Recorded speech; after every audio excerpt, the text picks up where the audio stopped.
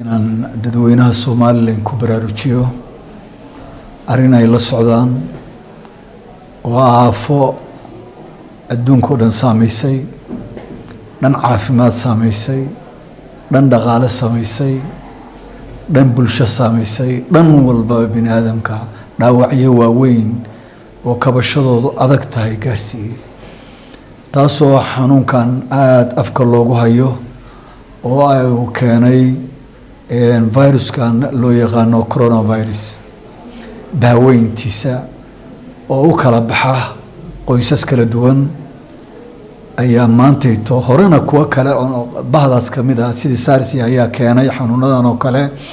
haddana kan maartay COVID-19 ka xanuunkan maanta gaarsiiyay dunida markaan ku dheeraan maayo xanuunkan noolayaasha ishu aanay qaban karin oo ah noolayaal nool wax dila la dilo tarma cuna wax kastaba waa noola ah xanuunkan meesha ugu culus weerara waxa weeye neef mareenka ayaa ugu culus marka ha kala fuudaado ha kala cuslaadee neef mareenku marka dambe fariisiya marka muhiimadda ugu weyn waxa weeye waa xanuun si fudud loo kala qaadi karo oo gaar ahaan dhacaamada jirka banaanka yaala sida candhuufta sida duufka sida ilinta sida waxyaalo meel uu ka galo jirka ama uu ka fidiyo meelahaas ba ugu fudud marka meel kastoo qof ka horeeyay oo qaba oo taabto kii kalena halis buu yahay meel kastoo qofkii ku dhow uu qufici karo ama hindhisi karo haddaad u dhowdahay iyadana sidaas oo kale ayuu maaragtay gaarsiin karaa marka waxa aan maanta hadalkaygu nuxurkiisu yahay maaha inaan ka sheekeeyo xanuunka ee waxa weeyaan aafada uu nagu yeelan karo annagu inay tahay mid ilaha naga badbaadiyee dhaawac culus keeni karta sababtoo ah waxaa idinkaga filan dowladihii adduunka ugu quwadda badnaa Europe, Maraykan, China, adduunkii oo dhan Iran, adduunkii oo dhan Carab ayuu maanta dhul ka dhigay dhaqaalahoodii iyo qarannimadoodii iyo caafimaadkoodii bal waxaad qiyaastaan dal aanay haysan awood dhaqaale awood qalab awood maartay xirfadlayaal awood maartay isbitaallo iyo goobo u gaar ah oo ku habsado dhanka kale Dr. Maxamed Cabdi Gaboose ayaa soo dhaweeyay go'aanadii kala duwan ee ka soo baxay guddiga ay xukuumadda Soomaaliland u saartay ka hortagga cudurka coronavirus waxaan dawladda ku maartay marka ugu horeeyo ku amaanaya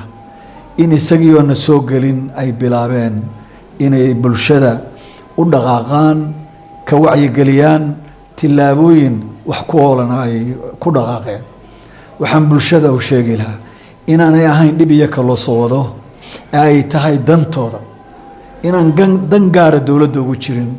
ee mas'uuliyadda ay gudato kuwa ugu waaweyn ay tahay arrin bulsho ay tahay ani dawo ma leh xanuunkani talaal ma leh xanuunkani xoog kale ma leh dawladahaas waaweyn baa iska joojin kari lahaa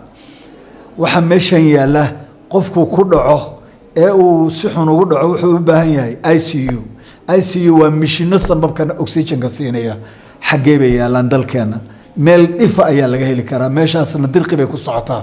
awoodu ma lihin marka inaan qofku ku dhaco oo sababkiisa fariisiyo aan wax u qabano in albaabadeeda iyo daaqadaheeda xirato xanuunkani xanuun soo soconaya maaha xanuun waqti jiri kara maaha viruska oo dhan sida durayga weeye waqti kooban bay dalka haynayaan laakiin waqti koobnaabay arrin murugo leh kaga tegi karaan dalka waxaan xukuumadda mar labaad ku bogaadinaya tilaabooyinka xoojiyaan ha ogaadeen canshuur yar ee dayuurad laga qaaday canshuur yar markab laga qaaday canshuur yar laga qaaday gaari jaad ama ganacsade kale wada in aanay kaabi karin dhaawaca dhaqaale ee soo socda xukuumaddu marka maanta ha qaado tilaabooyinka adag daaqadaheena aan soo xiran albaabadeena muddo yar bay waxaan u dhaafayaan muddada yar aan maaragtay isku tashano Dr. Maxamed Cabdi Gaboose dhanka kale wuxuu fariin u diray ganacsatada kala duwan ee Soomaaliland isagoo ugu baaqay inay ka faa'iideysan xaaladaha kala duwan ee la xiriira cudurka coronavirus caalamkii baa kala xirmay gaadiidkii baa kala xirmay وإذن كاركي يوروب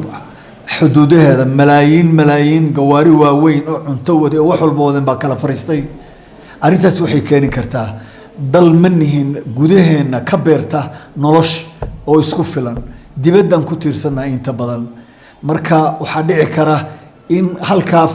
ganacsatada ay ka dhex aragto in dhaqaale laga sameyn karo maanta maaha maalintii dhaqaale kordhin maanta maaha maalintii maaragtay culayska la saari la waa muddo yar oo kooban adduunku waa furmaya horeyba u soo mareen xanuunadan oo kale maaha markii ugu horeysay marka waxaan kula talin lahaa inaan maciishada la kordhin